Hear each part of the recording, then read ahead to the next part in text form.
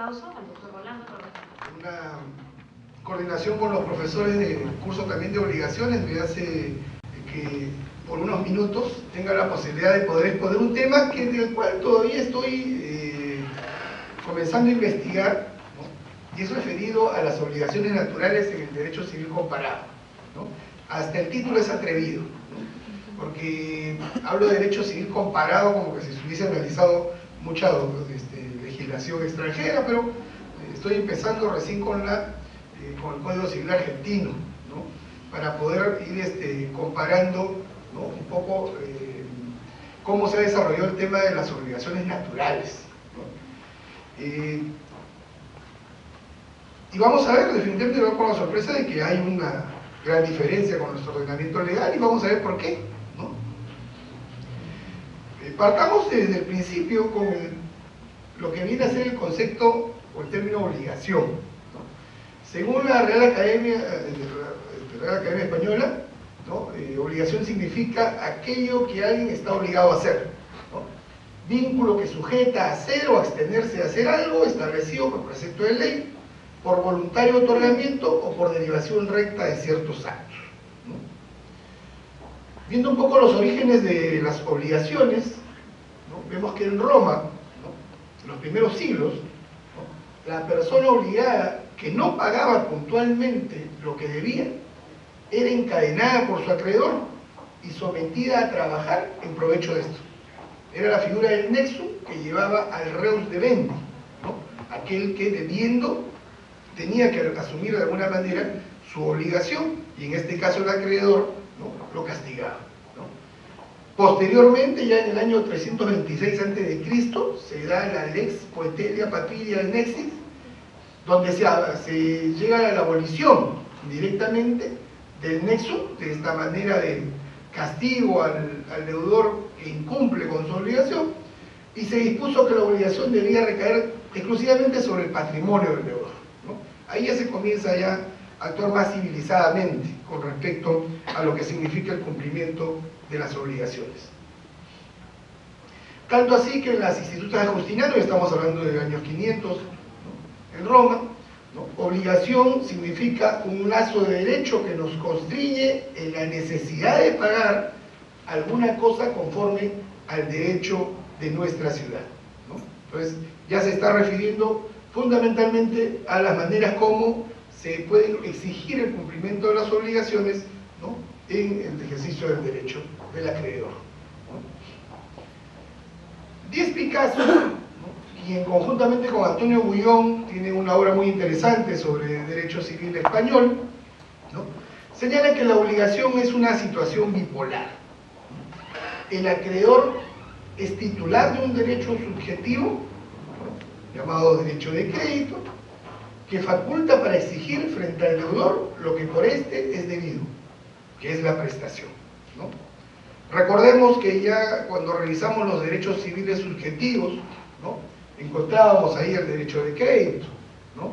Que implica propiamente el derecho obligacional, o como lo mencionamos en algún momento, ¿no? El derecho, ¿no? Personal, como le llamaban los romanos, que era propiamente el que significaba, ¿no? La relación jurídica existente entre un acreedor y un deudor a mérito del cumplimiento de una prestación, que en este caso, ¿no? Viene a ser la que crea este nexo entre ambos. El maestro José León Barandiarán, ¿no? Distinguido jurista nacional, que ha dejado una obra muy interesante, ¿no? Analizó el Código de 1936, ¿no? Y ya en sus últimos años de vida hizo una revisión y un comentario al Código Civil de 1984.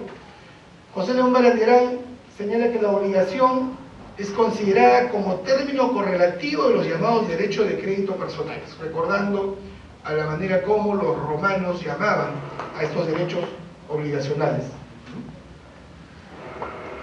Se trata de un vínculo de carácter patrimonial, personal, que consiste en una prestación a la que un sujeto, llamado deudor, está obligado, y que consiste en hacer lo que involucra a la vez un dar o no hacer alguna cosa, ¿no? Estos son los que generalmente se consideran como las principales obligaciones en el derecho. Las obligaciones de dar, de hacer o de no hacer.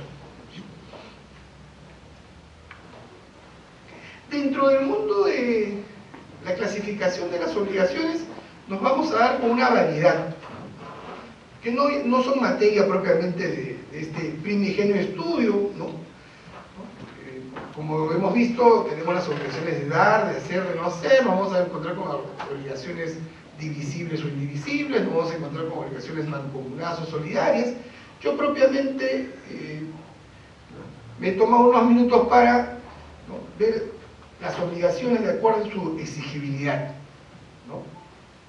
La doctora Beatriz Franciscovi, que tiene un manual sobre el curso de Derecho de Obligaciones, profesora de nuestra universidad, ¿no?, y con quien compartimos la cátedra de obligaciones, la doctora Franciscovi en su libro señala que teniendo en cuenta la exigibilidad de la prestación por parte del deudor, así como el acreedor, quien puede exigir su cumplimiento, las obligaciones se dividen en obligaciones civiles y obligaciones naturales. ¿Cuáles son las obligaciones civiles? Gustavo Palacio Pimentel, que tiene una obra sobre elementos del derecho civil, ¿no?, trabajo que hizo desde cuando estaba vigente el Código Civil de 1936, señala que son civiles las obligaciones perfectas que están garantizadas por una acción ejercitable por el acreedor contra el deudor, lo que son la mayoría de las obligaciones, ¿no? Todas estas clasificaciones de obligaciones que he señalado, ¿no?, divisibles, indivisibles, mancomunadas, solidarias, etcétera, son obligaciones perfectas que están dispuestas a su manera, ¿no?, de tratamiento en el Código Civil, ¿no? Pero ¿cuáles no son necesariamente las que están tratadas en el mismo? Son las obligaciones naturales, ¿no? Y señala también el Palacio Pimentel, son naturales las obligaciones desprovistas de acción para exigir su cumplimiento. Quiere decir que en este tipo de obligaciones no hay manera de accionar, ¿no?, para poder hacer cumplir la obligación, ¿no? ¿Y por qué? Y aquí es donde nos vamos dando las primeras sorpresas. Planel y Ripper, a quien también ha citado nuestro distinguido invitado, ¿no?, autores del Tratado Práctico de Derecho Civil francés, un clásico del derecho, Marcel Planel y Jorge Ripper, señalan que por su origen las obligaciones son obligaciones civiles en su origen, las obligaciones naturales, pero imperfectas, ¿no?, ya que se hayan desprovistas del principal atributo de la obligación ordinaria, es decir, de la facultad de constreñir al deudor a su cumplimiento.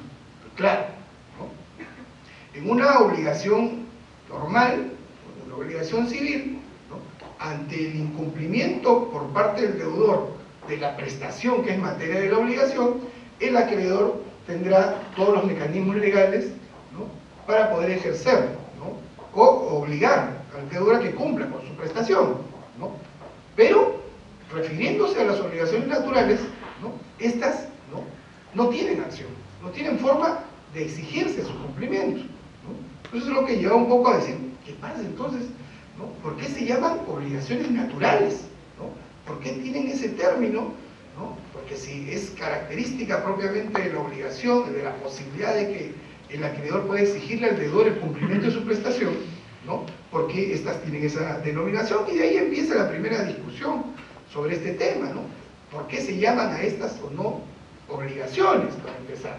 Si están desprovistas de acción para poder exigir su cumplimiento, ¿no? Entonces eso ha sido lo que nos ha llevado un poco a comenzar a revisar, ¿no?, ¿qué tenemos, ¿no? Y en el Código Civil peruano, ¿no?, que propiamente no legisla, ¿no?, sobre obligaciones naturales, ¿no?, sí tiene dos casos concretos, pero dos casos referidos al efecto, ¿no?, de situaciones concretas. El de las obligaciones declaradas prescritas, ¿no?, y el de las deudas emanadas del juego y la apuesta no autorizadas, ¿no? En el primer caso, en el de las obligaciones declaradas prescritas, ¿no?, en algún momento revisamos el artículo 2001 del Código, ¿no?, el Código Civil peruano, donde establece, ¿no?, las prescripciones liberatorias o extintivas, ¿no?, es decir, todas aquellas situaciones en las cuales el paso del tiempo, ¿no?, llevan a que el obligado a cumplir con una prestación, en este caso el deudor, no se encuentre, ¿no?, liberado de la misma, ¿no?, a mérito de la figura de la prescripción, ¿no? Es decir, ¿no?, por el paso del tiempo, ¿no?, se exime ya, se libera de cumplir con la obligación correspondiente. ¿Y qué pasa entonces con esa obligación? ¿No? Entra dentro del llamado mundo de las obligaciones naturales. Es decir, ¿cómo se puede exigir su cumplimiento? ¿No? Solo queda la buena voluntad, la disposición y, como algunos autores señalan, la equidad de parte del deudor, de, sabiendo que tiene una obligación que cumplir, ya voluntariamente lo haga. Es decir, no hay una manera de exigirle al deudor, ya prescrita su obligación, de que cumpla la misma. Un caso, un procedimiento judicial que tuve en Chincha, recuerdo, a raíz de un accidente en tránsito, en el cual un pasajero de un vehículo X, ¿no?, pasajero ocasional, eventual, porque era una persona que se encontraba en la carretera, ¿no?, y le pasó la voz al conductor, que parece el que lo conocía, ¿no?, y lo hizo subir para llevarlo. Lamentablemente, a los pocos metros, cruzándose con otro vehículo, tuvieron una colisión y este se desbarrancó, quedando el pasajero cuadrapléjico, ¿no?, cuadrapléjico. Una circunstancia lamentable, ¿no?, en el cual este señor, ¿no?, era profesor de educación física y con proyecciones, y ahí me hizo recordar el doctor Escate cuando habló del proyecto de vida, ¿no?, porque terminó este caso en la Corte Suprema e invocando el daño al proyecto de vida, ¿no? Pero antes de llegar a ese punto, les comentaba que, ¿no?, en primera instancia, ¿no?, lamentablemente también, ¿no?, me correspondía defender a la empresa demandada, ¿no?, interpone este señor una demanda de indemnización por daños y perjuicios a mérito de haber quedado en ese estado, ¿no?, pero a los 2 años, ¿no?, 2 meses de haber sufrido el accidente, ¿no?, lo cual significaba de que, como lógica defensa que nos correspondía, interpusiéramos la excepción de prescripción, ¿no? El inciso 4 del artículo 2001 del Código Civil establece que acciones de actos de responsabilidad contractual prescriben a los 2 años, ¿no?, y este venía a ser un hecho, definitivamente, ¿no? Tanto así que el juez en primera instancia, ¿no?, al momento de resolver las excepciones, declara fundada la excepción de prescripción y por lo tanto disponiendo el archivamiento, ¿no?, de la demanda, ¿no? La historia continúa porque después este señor apela y en una resolución sorpresiva de la Corte de Chincha, ¿no?, declaran infundada, revocan la resolución de primera instancia y declaran infundada la excepción de prescripción y continúa el proceso por humanidad, ¿no? Por ahí tenemos guardado en cuadrito esa resolución porque simplemente pues resultaba un despropósito, ¿no?, pero se actuaba por humanidad, ¿no? Pero mientras corrían los días para la interposición de la apelación, nosotros, impactados por el estado en que se encontraba este señor, que fue llevado a la audiencia en la cual el juez declara fundada la excepción, su estado era pues definitivamente pues lamentable, ¿no?, ante este estado cuadrapléjico en el que se encontraba, ¿no?, y declarada fundada la excepción, automáticamente se volvió una obligación natural en ese momento, ¿no? Y nosotros, no obstante tener favorable la excepción en ese momento, y por lo tanto, ¿no?, ya concluida la acción, ¿no?, a mérito de este estado de prescripción, le ofrecimos una indemnización, ¿no?, como aquel acto, ¿no?, de buena fe o buena intención, ¿no?, o de buena voluntad que dicen, ¿no?, los doctrinarios cuando hablan de las obligaciones naturales, que le corresponde al deudor asumir, ¿no?, ya por su propia voluntad, ¿no? Y no obstante eso, no aceptó tampoco este señor esta situación, ¿no? Bueno, con el tiempo nos enteramos de que había una cierta relación familiar con algún vocal de la Corte, que fue lo que llevó a que se revocara la sentencia en primera instancia, y el proceso siguió y llegó hasta la Corte Suprema, ¿no?, donde, recordando este tema, la Corte Suprema en sus considerandos estableció el daño al proyecto de vida, ¿no?, Teoría que nace de un peruano destacado, y del cual yo lo mencioné creo en algún momento también en clase, ¿no? Que por suerte lo tenemos con nosotros, es uno de los autores del Código Civil, desde la comisión elaborada, es más, fue ministro de Justicia al momento en que se constituyó la comisión que después llevó a la adopción del Código de 1984, es el doctor Carlos Fernández Cesareo, ¿no? Quien ha llevado a internacionalizar su teoría, ¿no? Y ya es aplicada, ¿no? Ha sido ya aplicada por la Corte Interamericana de Derechos Humanos, ¿no? En varios casos, entre ellos dos casos muy sonados en nuestro país, uno de ellos de la profesora Figueroa, que no me equivoco exactamente el apellido, ¿no? Que fue acusada de terrorismo, ¿no? Y después resarcida por orden de la Corte Interamericana al haberse verdaderamente acusado de que no realizaba actos terroristas, y el maltrato psicológico, físico que sufrió durante el tiempo de su carcelería le causó un daño irreversible que le impidió continuar con su proyecto de vida, ¿no? Con todo aquello que ella se había, ¿no?, planeado a futuro desarrollar, ¿no?, en base a la profesión que ella había elegido, ¿no? Entonces se aplicó también a este señor el daño al proyecto de vida, ¿no?, el que había sufrido como consecuencia de este lamentable accidente. Un hecho, consecuencia, ¿no?, de un acto ya escrito y que se convertía automáticamente en una obligación natural, porque no tenía acción para hacerlo cobro, salvo esta situación extraordinaria que ocurrió en este caso concreto. Pero suceden con todos aquellos que por el transcurrir del tiempo, ¿no?, prescriben, y que solamente quedaría a disposición del deudor, si desea, ¿no?, ejecutar la obligación que ya de por sí no está obligado. Y el otro caso es el del juego y la apuesta no autorizadas, ¿no? Como el juego y la apuesta en nuestro país está legalizado y autorizado, y lógicamente se tiene que lograr la autorización correspondiente para poder ejercerlos como tal y ejercitarlos como tal.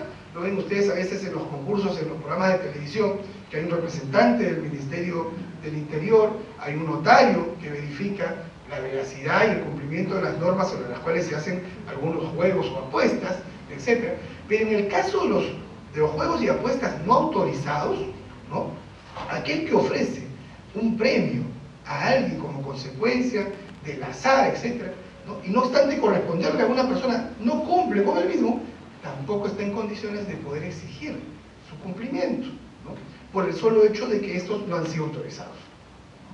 Entonces también se convierte esto en una obligación natural, porque yo, organizador de un sorteo, de una rifa, ¿no?, entre todos los asistentes, logro de todos ellos, ¿no?, un costo por participar en el mismo.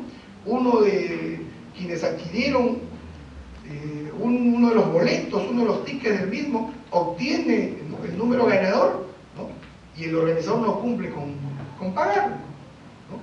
¿Qué manera tiene de exigirle al mismo si ese juego o esa apuesta no estaba autorizado, ¿no? Para nuestro ordenamiento legal es así. Pero nuestro ordenamiento legal sí reconoce en estas dos situaciones, ¿no?, el hecho de que alguno, ¿no?, de los deudores que cumplan, no obstante ya no estar obligados porque ya no tienen, ¿no?, el acreedor acción alguna para poder exigirle, ¿no?, cumple con pagarle, ya no le permite la posibilidad de repetición, es decir, de poder cobrarle, ¿no?, o recuperar aquello que pagó a mérito de que ya no es una obligación civil, sino se convierte en natural. Ahí sí, nuestro ordenamiento legal sí lo menciona como tal y no le permite, por lo tanto, ejercer derecho a repetición alguna, ¿no? Pero no están reconocidos como tal en nuestro ordenamiento legal, como lo mencionamos. A diferencia, sí, del Código Civil argentino, ¿no? El Código Civil argentino, y aquí viene el detalle casualmente de las diferencias entre estas obligaciones civiles con las naturales, ¿no?, es que nuestro código, en su oportunidad en 1984, fue considerado como uno de los códigos más avanzados, ¿no?, mucho más modernos y actualizados en cuanto a doctrina, ¿no?, y por lo tanto no lo analiza como tal. En cambio, el Código Civil argentino, estamos hablando del código del famoso jurista Dalmacio Vélez Arfield, ¿no?, que fue aprobado como libro cerrado, es decir, no se modificó un solo texto del Código Civil de aquel entonces, data de 1869, ¿no?, y entró en vigencia el 1 de enero de 1871, hasta la fecha. El Código Civil argentino se mantiene del siglo XIX, ¿no? Y los argentinos, saben ustedes, muy especiales, en su manera de ser, tienen un proyecto de Código Civil muy avanzado de 1988, ¿no? Hasta en análisis y estudio doctrinario mucho más avanzado que el nuestro. Pero, ¿cómo? Quieren seguir destacando y manteniendo su famoso código de Vélez Arfield, no quieren modificarlo, ¿no? Y se quedan con su código de 1871.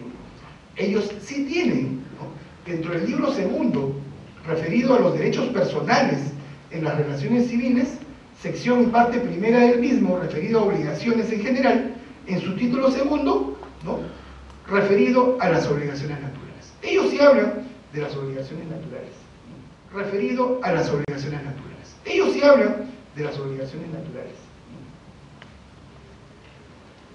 El artículo 515 del Código Civil argentino dice: las obligaciones son civiles o meramente naturales. Civiles son aquellas que dan derecho a exigir su cumplimiento, es decir, hay una manera de accionar para exigir por parte del acreedor al deudor a que cumpla con su obligación, ¿no? Son naturales las que, fundadas solo en el derecho natural y en la equidad, no confieren acción para exigir su cumplimiento, pero que, cumplidas por el deudor, autorizan para retener lo que se ha dado por razón de ellas. Al final es lo que propiamente también admite nuestro código, es decir, que no obstante no tener una acción como poder, ¿no?, ejercer por parte del acreedor, ¿no?, para forzar, ¿no?, constreñir al deudor a que cumpla con su prestación, ¿no?, estas, si son cumplidas, ya no pueden ser, ¿no?, reclamadas, ¿no?, por el mismo, ¿no?, a mérito del cumplimiento que ya ha hecho de la obligación, por equidad, por buena voluntad, por deseo personal, etcétera, etcétera, ¿no? Entonces, ahí encontramos, ¿no?, fundamentalmente una gran diferencia. El Código Civil argentino tiene un capítulo referido exclusivamente a obligaciones naturales. Nuestro código ya no lo trata como tal, pero sí tiene un par de casos concretos, como los que hemos mencionado, y que llevan a que, ¿no?, la doctrina establezca que con el tiempo, ¿no?, seguramente ya se van a ir también, ¿no?, dejando de lado, porque solamente, ¿no?, ya fundamentalmente en función al derecho positivo, solamente se podrían exigir aquellas que están plenamente establecidas en nuestro ordenamiento legal y tienen el mecanismo establecido y suficiente para cumplir o establecer la exigencia del cumplimiento de la obligación por parte del deudor, ¿no? Esto es de hecho vamos a tener que seguir ya, creo que les comentaba en algún momento, tengo ya 9 códigos civiles de distintos países, ¿no?, que tener que ir revisando poco a poco, pero al que más destacaba, porque lo menciona y tiene hasta ahora, ¿no?, un título especial sobre el mismo, en el Código Civil argentino. Vamos a ver más adelante, ¿no?, continuando la investigación, que tanto nos permite o nos lleva a poder analizar nuevas figuras que se hayan considerado como consecuencia de la posibilidad de ejecución de obligaciones naturales, ¿no?, por voluntad o deseo del deudor, ¿no?, y no por mecanismos que la norma le permita. Que era lo que hemos avanzado. Muchas gracias.